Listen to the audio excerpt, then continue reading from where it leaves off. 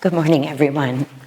This is a reading from Whispers from Eternity, a book of prayer demands written by Paramahansa Yogananda and edited by his disciple, Swami Kriyananda.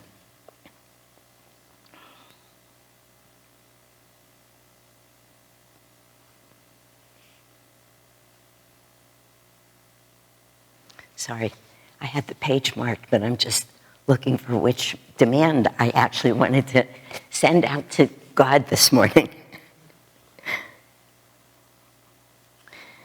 This is prayer demand number 23 for removing the cork of ignorance.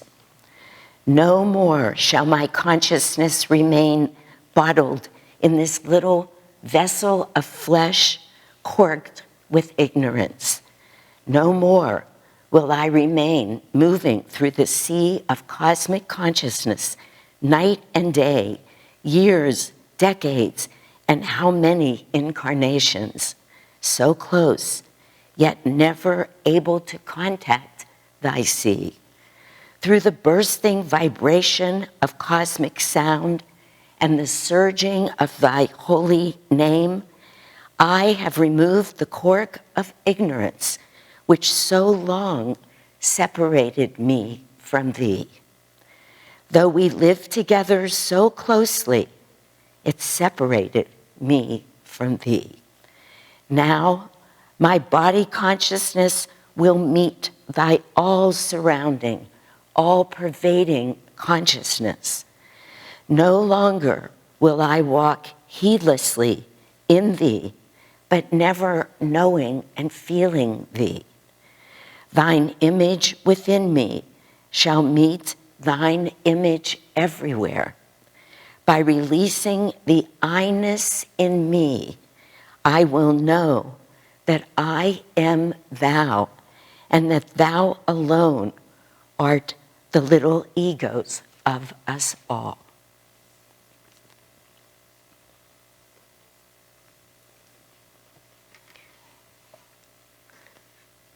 In all fairness to myself, all four of them on the page were perfect. This morning I played a little game. I said, let me just open to the perfect Whispers reading for this morning. And I did. I opened to that one. But then I said to myself, what's wrong with you? Any Whispers that you would have read this morning would have been perfect. They're all about how are we going to find God. So it was just a little game I played, but suddenly it seemed to matter. Yesterday, when I was looking through Swami Kriyananda's interpretation of the Bhagavad Gita, I found a beautiful line that he wrote that related to the stanzas that we read this morning, that Lahari read. And it's very much what he says in the reading, but very succinctly.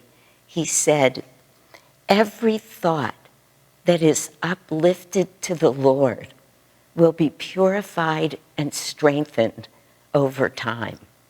Every thought that is uplifted to the Lord will be purified and strengthened over time. It was very helpful for me. I realized that, every year we go through these 52 readings like we had this morning, a reading from the Bible, a reading from the Bhagavad Gita, and we read Swamiji's commentary on them, which really helps us to have the experience of what Jesus and Krishna were saying. So we've heard these two readings many times, and I've probably spoken on them at least several times, if not many, in the past.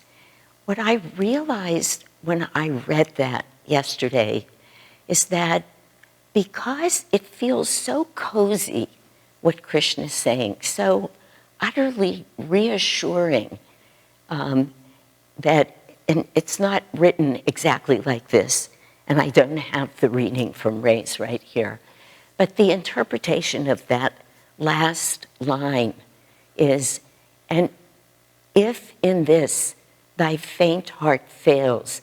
Bring me thy failures. So Krishna walks us through, and I do want to find the exact line, so give me a moment. Cling thou to me, he says. Clasp me with heart and mind. So shalt thou dwell surely with me on high.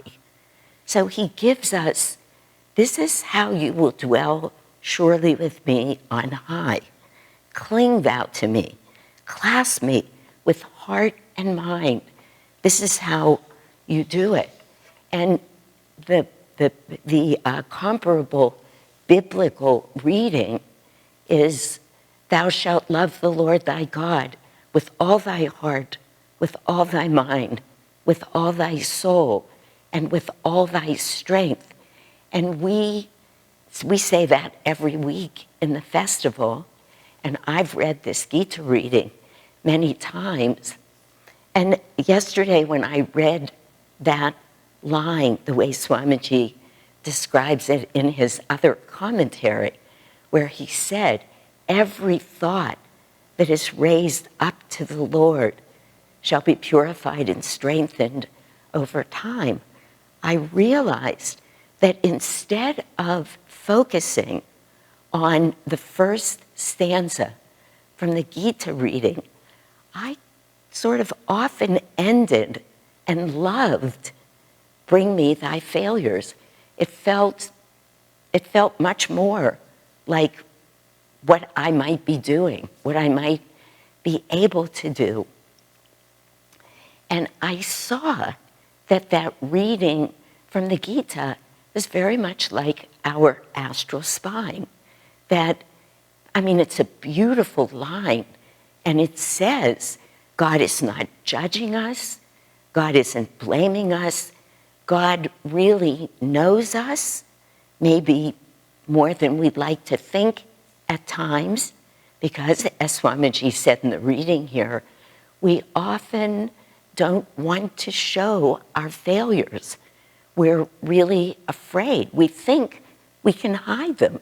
We actually think we can hide them, as if God himself isn't seeing, and not even calling them failures. God's actually seeing them as the effort we're making.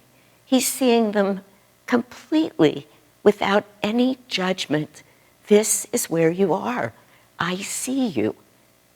If we could hear God all the time, we'd hear him say, it's okay. There's no judgment there. It's not like it's bad, but we as human beings, we bring that in. We think they're failures. We think we'll be judged. What God's saying is, through Krishna in this Gita, it's not in the failures, it's in the bring them to me. It's wherever you are, whatever you can do right now, offer it to me, because every thought that's offered to the Lord will be purified and strengthened over time. So Krishna's just saying it's in the intention. And then I realized, as I was saying, this is just like our astral spine, that wherever we are, as we read, if we read this from the last line in the stanza to the first, it would be, bring me what you're calling your failures, or dedicate every act to me, or work for me, serve me in your work. And then when we're up here, cling thou to me. And I thought to myself, don't let yourself linger with your consciousness down there for too long. The line that Swamiji has in this reading, where he says, it requires an act of will to offer that awareness up to the light and to hold it there until one's inner darkness is completely dispelled. It does. It takes effort. It takes willingness. It takes knowing how much these avatars love us, how much they want us wherever we are. They know we're not all saints. They know what it takes to become a saint. We know, of course. That's why we remember the saints and we talk about them. But they're saying every one of you has within you that ability to become that perfect self. And we are going to show you the way, no matter where you are.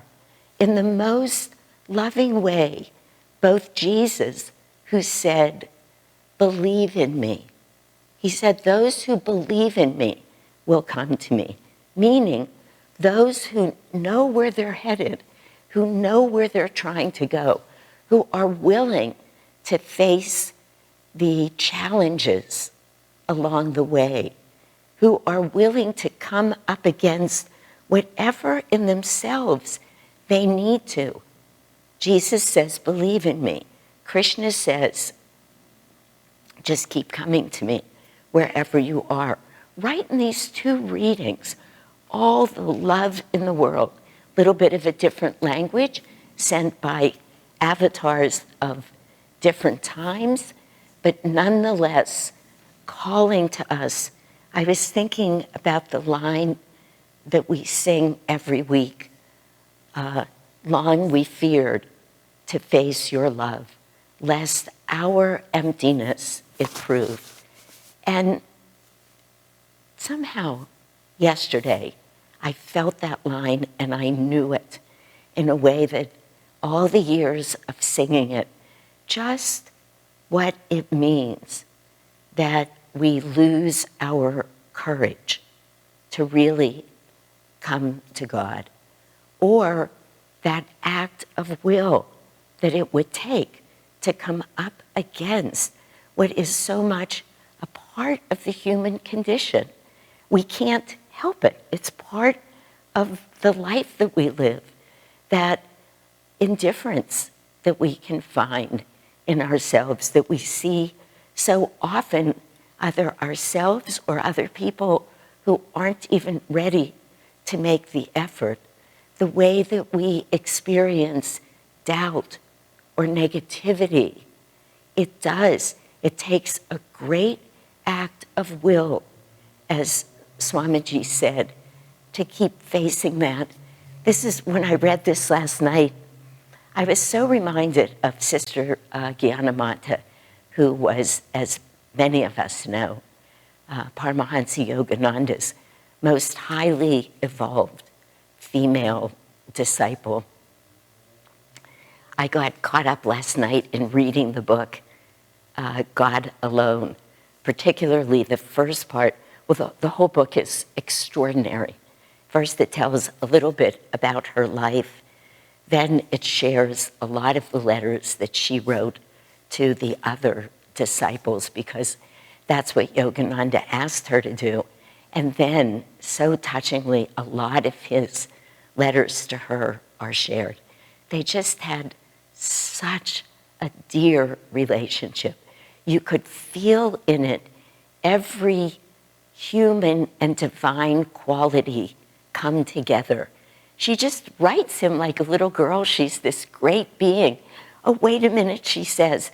"I said this line to you and I realized later, maybe you thought I didn't want to work hard anymore. I need to write you immediately. I can't bear the thought that you would think that I don't want to work." So sweet. She knows, we know, he knew. He knew every thought in her mind, but they just related on all these levels. But there is this wonderful story that one of the other nuns told, that Sister Gyanamata had a lot of physical suffering in her life, and particularly in the years that she was with Master.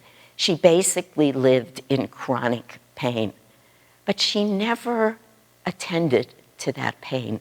She always attended to living life fully for God. In so many ways, everything's a lesson. everything. There, I won't forget the story that I'm headed to tell you, but this other story just came to mind. There were so frequently a lot of visitors at the Hermitage where she lived most of the time. And Master would ask all of the nuns if they would give up their rooms for these visitors. And of course, everyone said yes, and they all went to sleep wherever they slept. Nobody ever knew where Sister Gyanamata slept. They could never find her. She would always give up her room, and they would say, "Sister, he didn't mean you." She was older and she had this chronic pain, but she always insisted. And one day, this is years into it, they said to her, "Where do you go?"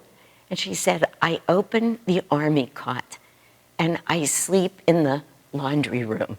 And it was one of those hard, really, like many of us would find it impossible to sleep on, army cots. And it was a joy to her. It was all a way to serve God and to raise every thought, feeling, and action into the light, everything that she could do. So she was laying in bed one day, and there was another nun in the room with her. And this nun says, Master Yogananda called on the intercom, and he asked if Sister Gyanamata could come and do something for him. And Sister, who was laying there in the bed, heard this other sister begin to explain that she was really having a hard day. And in her mind, she was about to say, maybe somebody else could come and do it. And Sister yells out, "Say yes and make it snappy," just like that to the nun. So of course the nun did. And the next day, Sister Gyanamata called the other nun in, and she said, "I want to tell you why I said that and why I will always say that."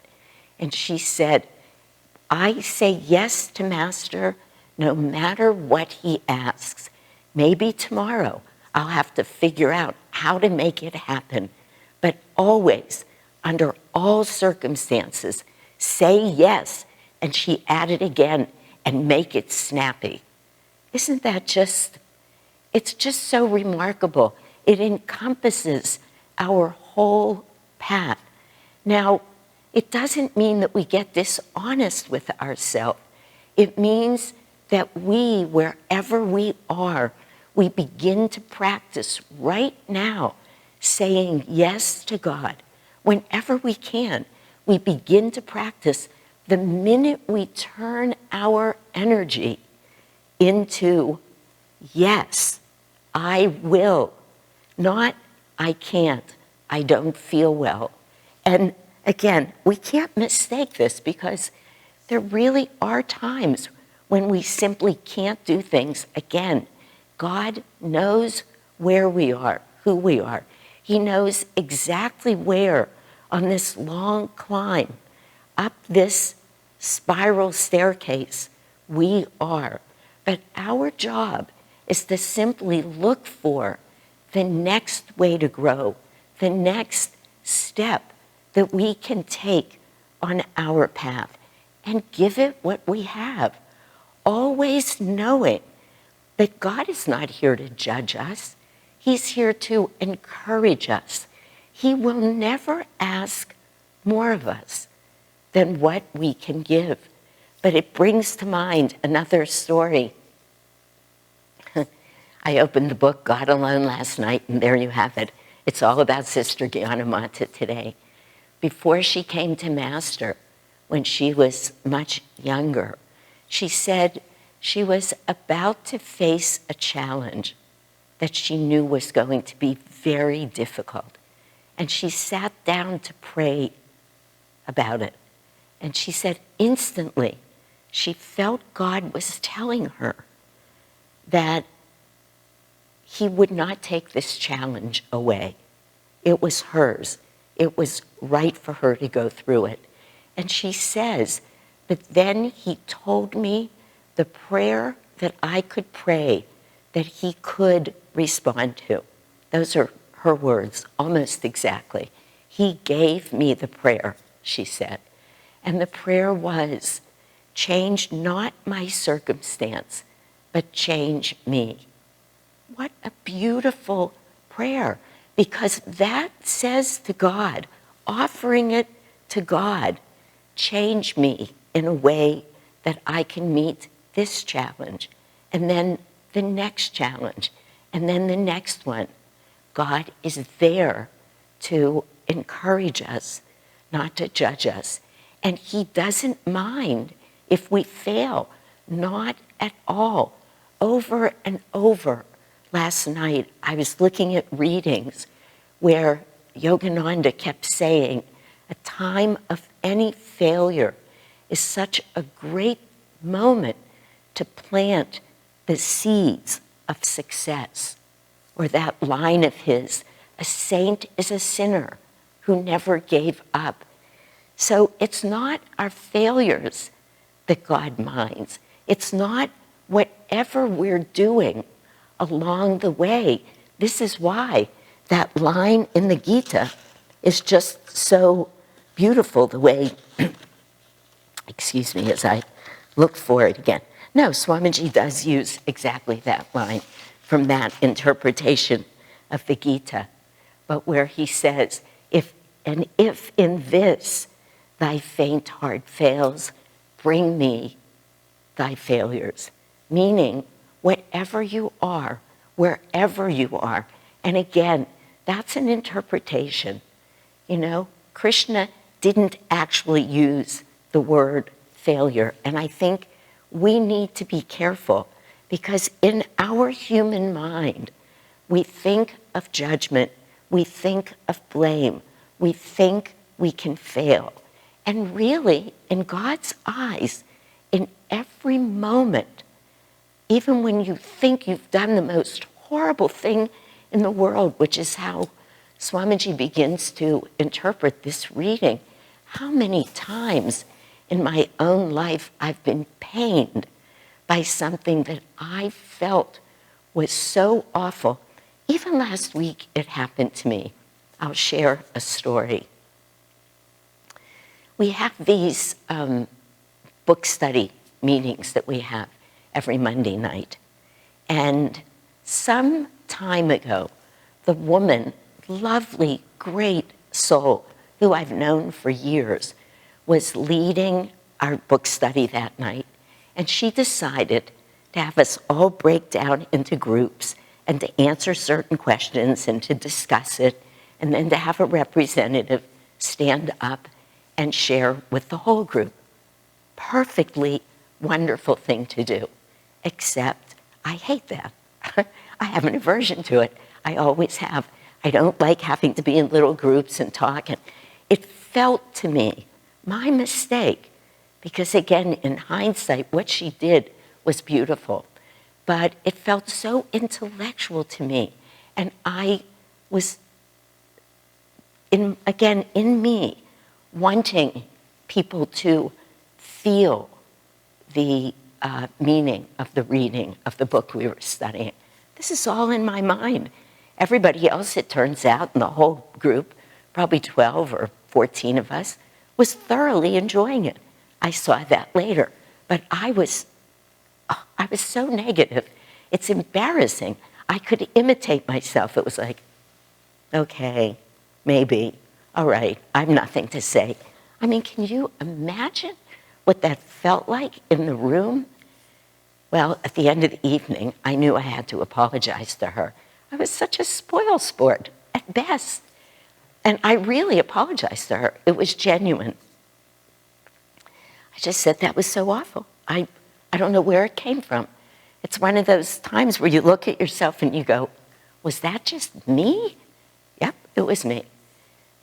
So we fast forward a little bit to this time of doing everything online. And this woman, again, somebody who brings so much to this church, has made the decision not to be virtually present for our book study, but there's whatever else she's doing.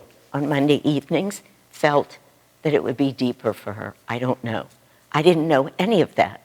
What I see on this Zoom meeting is she's not there, she's not there, she's not there. So I wrote to her, hey, I've noticed you're missing. Yeah, she says beautifully. I just felt it was a time for me to do something else. I get a hold of that, and I'm saying to myself, I was so awful. I was utterly terrible. How could I expect her to forgive me? Of course, she's never going to come back to a Kriya Satsang group where I'm there. I am the worst, and I'm supposed to be a leader? I'm the host of the group? I don't think so. No, I've probably ruined Kriya Satsang groups for her for the rest of her life. I was telling myself this. After about a week of that, I wrote her a letter. I said, I just need to apologize to you. I feel so terrible about that night. I went on. And she wrote me back in the lightest spirit. Oh, Shanti, you're adorable, she said. You already apologized for that. I already accepted it. I know who you are. She said to me, this has nothing to do with you. Ha, imagine that. Nothing to do with me. Try and tell my ego that. You see what happens? It's just failure. Oh God, I'm so embarrassed. I can't even show you this failure. No. First of all, everybody sees everything. None of us are ever hiding from each other, never mind from God himself. But remember that the ways that we judge ourselves, the ways that we hold ourselves are often so much worse than our friends, our guru bhais, our family. They're not seeing us the way we are. They don't have that little bit of karma stuck right in that vritti that they're struggling with. We have it. But God would never judge us like that. God loves us unconditionally, and he's doing everything that he can do for us to show us this is the way back. If you fail, try again. That is a very important message here. That story of Master with the fishermen at Encinitas, where they had been out all day, they hadn't caught anything, and he notices, he sees what's going on. Of course, he's walking the beach, and he looks at them, he said, bad day, huh? Yeah. Go out one more time, he says. And they listened, which is amazing, which goes right back to this first way that Swamiji writes in this reading. Every state of consciousness has its own attractive power. Clearly, they were ready to succeed. Very important for us. Ready. They were not somehow energetically focused on the failure. So Master walks by and he says, try again. And of course they go out and they catch a boatload of fish. But all of these stories, every one of them, have these little messages for us about how we're finding our way back up. God is not judging. God is not punishing. There really is no such thing as failure.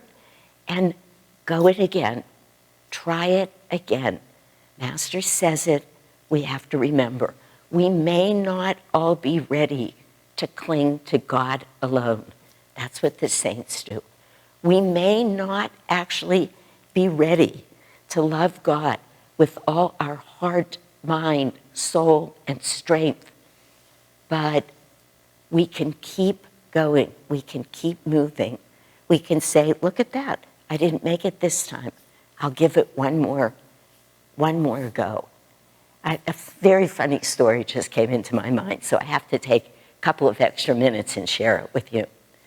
When I used to sing the chant, I want only thee, Lord, thee, only thee.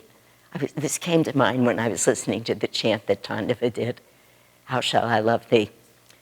I used to have this voice in the back of my mind that would say, you don't only want God, tell the truth. Here you are singing this chant. There's a lot of other things that you want.